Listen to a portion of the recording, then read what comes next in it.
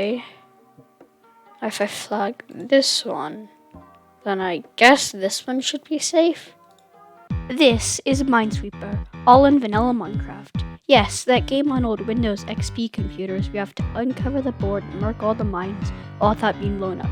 This was one of the most challenging things I've ever made in Minecraft, so sit back, subscribe, and make sure to watch to the end. So today we are going to be making Minesweeper in vanilla Minecraft. Okay, if we do this would be a pretty good board to use. Now, what should I use for a scoreboard? I was thinking gray concrete. But how are we going to make the squares and make them interactive? We need something that you can both uncover and flag squares with. And after a bit of thinking, I decided on item frames. Because with item frames, I can add a custom model texture for the numbers, have a left-click method of uncovering squares, and use right-click to mark the mines. Now, since item frames are entities and not blocks, we can't just say fill from here to here with item frames.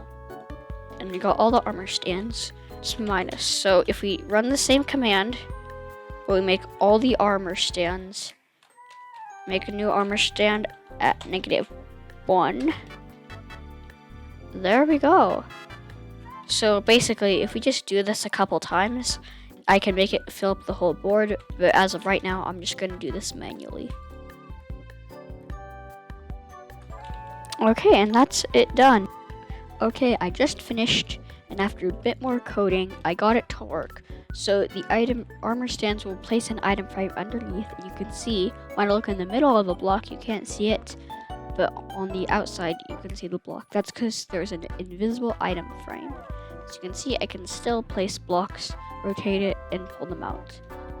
Now, I think it's time to start working on the textures for everything. You know, the numbers, the squares, the bombs, and even the stuff on the scoreboard. I'm probably going to do that last, but I need the face. Oops, I broke it. And I'll need all the scores. Okay, I just finished, and here we go. And if I give myself a clay ball, which is what I use the textures for. It's a custom model data 1. Oh, it worked. Let's see if I think that's a bug, but it really doesn't matter since you're not gonna be holding it. If I place this down,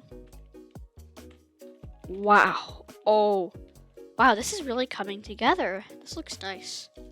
Let's check a couple others. Okay, I think this is it. So this is just the unselected squares. This is 1, 2, 3, 4, 5, and then flags, and then bombs. I think this is looking pretty nice so far. But now you're probably asking, now that we have the textures, how are we going to make the game and make the bombs random? So every time I type this command, it spawns one of these in, and there's 2 different types, but one of them is disguised as a mine. Whichever one spawns more is not a mine. And the reason for this is how I'm gonna do this is these are both gonna look exactly the same, but when it starts the game, it will tell the board internally which one is a mine and which one is not. Okay, so after quite a bit more work, I made an easier way. So I made a skeleton spawn egg, but if I place it, there we go, we have a board. But you're probably thinking, how are you going to do it so that when you unselect one, it shows the number of mines that it's touching? Like, how are you going to do that? So you'd think that would be the most complicated part, right? But really, it's not. So basically what will happen is all these squares will have a scoreboard value. Let's say this is a mine. It would add 1 point to each of these squares touching it. And then when the game starts, or when you uncover a square, it will match the scoreboard value with whatever texture it needs to put on. Okay, I just did quite a bit more coding, and let's see if this works. So if I left click this, it works. Let's go. Okay, so I've been practicing Minesweeper a bit before making this episode, just so that I can, become a little good to test it. So the logic behind this is if there was a mine right here, then this square would be a 1. So I know that this one is safe. Okay. I think this is working, so both these should be mines. So it's time to test out the right click feature. 3, 2, 1. It works! Let's go. Does it also unright click though? That's the real question. Let's go. So these, I know that they're mines. This game is really coming together. So the next thing that I'm going to need to do is I'm going to need to make the scores. So up here, it'll tell you how many mines left you need to place. And on the right side, it will have a counter of how long it's been.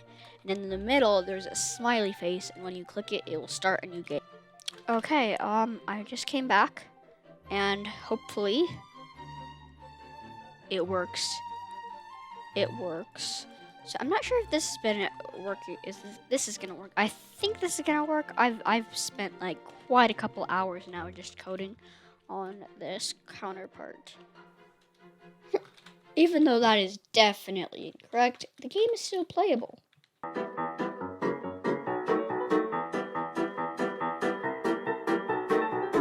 Wait, I just got halfway through and I realized that my counter is actually working. There actually are like 20 mines in here. I thought it was way too high. I thought it was counting double what it should. I got it! Let's go! So that's it for this video. This project took a lot of time to make, so if you enjoyed it, go ahead and subscribe. It helps me out, and I will see you in the next one. Bye!